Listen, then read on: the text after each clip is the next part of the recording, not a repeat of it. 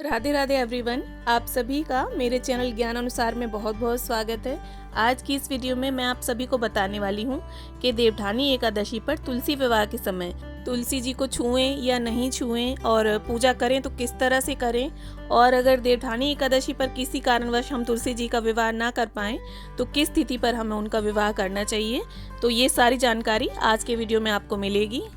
तो देखिए, हमारे धर्म शास्त्रों के अनुसार एकादशी पर ही तुलसी जी का विवाह विष्णु भगवान के स्वरूप शालिग्राम के साथ हुआ था, और इसीलिए एकादशी की तिथि पर यानी देवठानी एकादशी पर हुआ था, परंतु हर एकादशी की तिथि पर उनके पत्ते तोड़ना वर्जित माना जाता है। हालांकि तुलसी जी के पूजन में कोई मनाही नहीं होती है।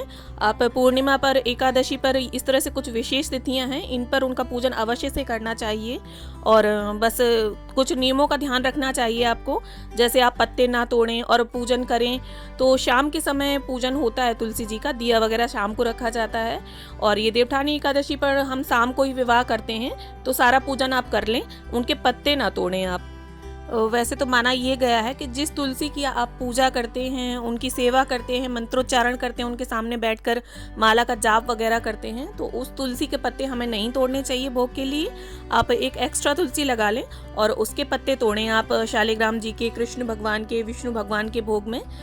तो इसके लिए देवठानी एकादशी पर सबसे पहले तो सुबह आप अपने देव मांड लें, और शाम को देवों को उठाने के बाद जब 4 महीने की योग निद्रा के बाद भगवान विष्णु जागते हैं, तो सबसे पहले अपनी प्रिय हरि वल्लभा यानी तुलसी जी की आवाज़ सुनते हैं। तो जब आप उन्हें उठाएं तो सबसे पहले तुलसी अर्पित करें, और इसके बाद अपने जो आपने तुलसी विवाह का आयोजन किया है उसको संपन्न करें। इसमें आप बाकायदा तुलसी जी का पूजन करें, उनका श्रृंगार करें, अच्छे से 16 श्रृंगार करें, क्योंकि देवठानी एकादशी पर तुलसी विवाह होता है, तो बिना श्रृंगार के तो विवाह होगा नहीं, और श्रृंगार होगा तो हमें उन्हें छूना भी पड़ेगा।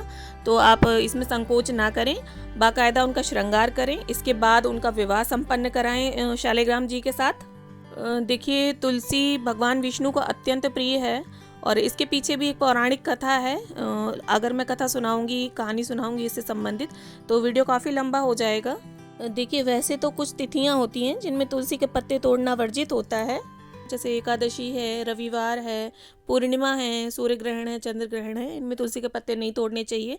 लेकिन अगर आप विष्णु भगवान के भोग के लिए तुलसी जी से विनती करके उनका पत्ता तोड़ने की अनुमति मांगते हुए प्रार्थना करते हैं, तो इसमें कोई मनाही नहीं होती है। आप किसी भी जो वर्जित तिथियां हैं उनमें भी तुलसी का पत्ता विष्णु भगवान के, कृष्ण भगवान के, शालिग्राम जी के भोग के लिए आप तोड़ सकते हैं।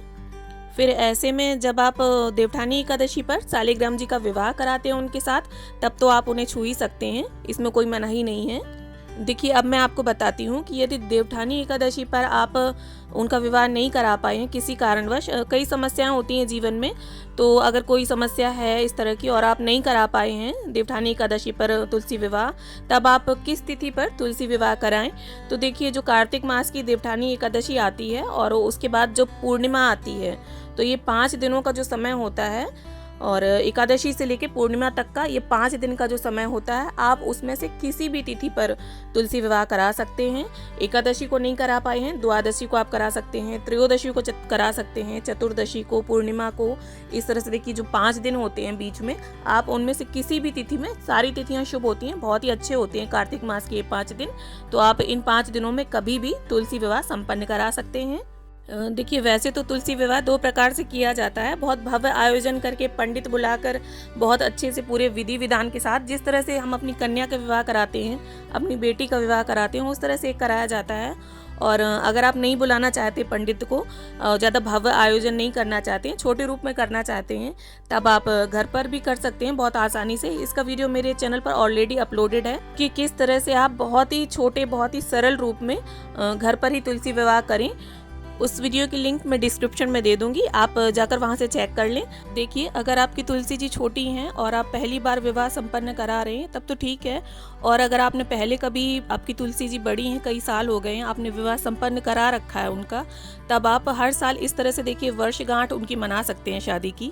और इस तरह से उनकी शादी की वर्षगांठ तब आप मना सकते हैं जब आपने उनकी विदाई नहीं की है, किसी को दान में नहीं दिया है, अपने घर पर ही रख रखा है आपने। और इस पावन कार्तिक के महीने में ये जो एकादशी से लेकर पूर्णिमा तक की तिथि होती है, इनमें से एक दिन आप 365 बाती का दिया तुलसी माता के समक्ष जरूर रखें। इससे विष्णु भगवान के साथ साथ लक्ष्मी माता की कृपा भी हमें प्राप्त होती है। आई होप वीडियो आप सभी के लिए हेल्पफुल रहे। वीडियो अगर अच्छा लगा हो तो इसे लाइक शेयर करें, चैनल को सब्सक्राइब कर लें।